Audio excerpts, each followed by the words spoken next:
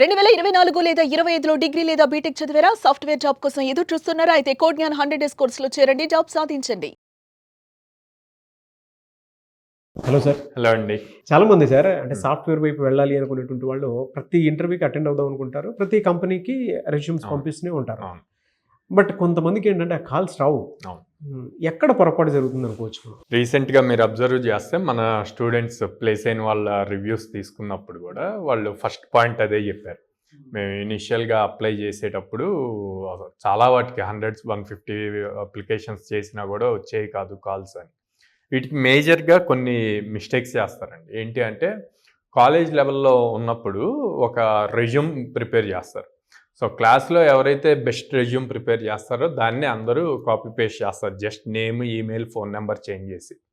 అది కాలేజ్ లెవెల్కి ఓకే, కాలేజ్లో క్యాంపస్ ప్లేస్మెంట్స్కి అది సరిపోద్ది.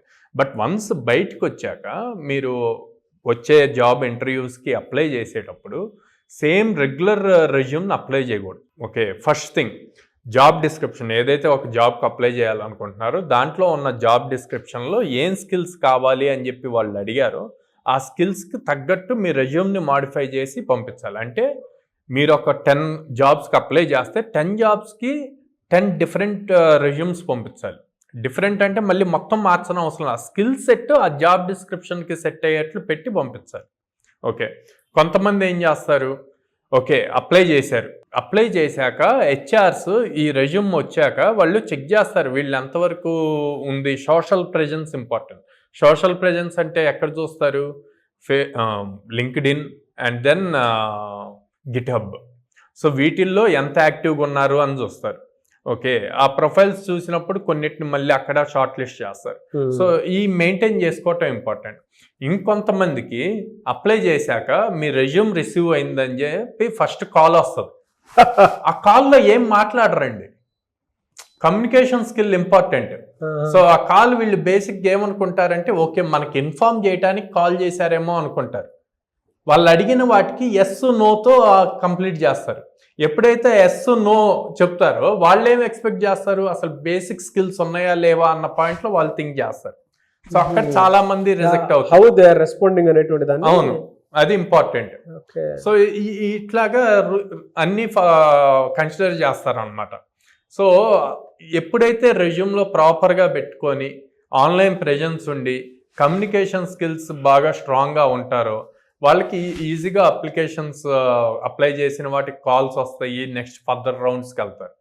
సో ఈ చైన్ వాళ్ళకి సింపుల్ ఏంటి అంటే జస్ట్ ఒక 1 వీక్ టైం తీసుకొని ఏ టైప్ ఆఫ్ జాబ్స్ పడుతున్నాయి. For suppose Python full stock ఉందండి.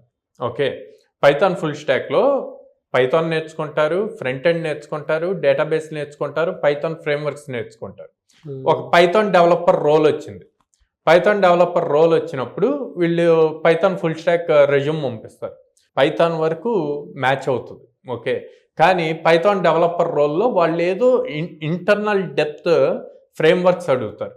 ఫర్ సపోజ్ పైథాన్లో జాంగో ఉంటుంది, ఫ్లాస్క్ ఉంటుంది, ఫాస్ట్ ఏపీఐ ఉంటుంది, రెస్ట్ ఏపీఐ ఉంది. వీళ్ళు ఫ్లాస్క్, జాంగో మెన్షన్ చేశారు.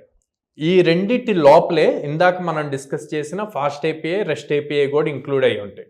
కానీ అవి మెన్షన్ చేయలే, కానీ వీళ్ళకి వచ్చు. ఆ జాబ్ డిస్క్రిప్షన్లో వాడు జాంగో, ఫ్లాస్క్ అని అడగకుండా ఫాస్ట్ ఏపీఐ కావాలి అంటాడు. ఓకే, అది చూసుకొని దానికి తగ్గట్టు రెజ్యూమ్లో మాడిఫై చేసి అప్లై చేస్తే అప్పుడు ఆటోమేటిక్ కాల్స్ వస్తాయి. అండ్ ఇంకొకటి రెగ్యులర్గా నేను చూస్తుంది ఏంటంటే రెజ్యూమ్స్లో, మేము రెజ్యూమ్ బిల్డింగ్ క్లాస్ కూడా తీసుకుంటాం కాబట్టి రెజ్యూమ్లో లాట్ ఆఫ్ స్పెల్లింగ్ మిస్టేక్స్ ఉంటాయి. సింపుల్ ఎగ్జాంపుల్ చెప్తాను. రీసెంట్గా నేను ఎక్కువ మందికి కరెక్షన్ చెప్పింది.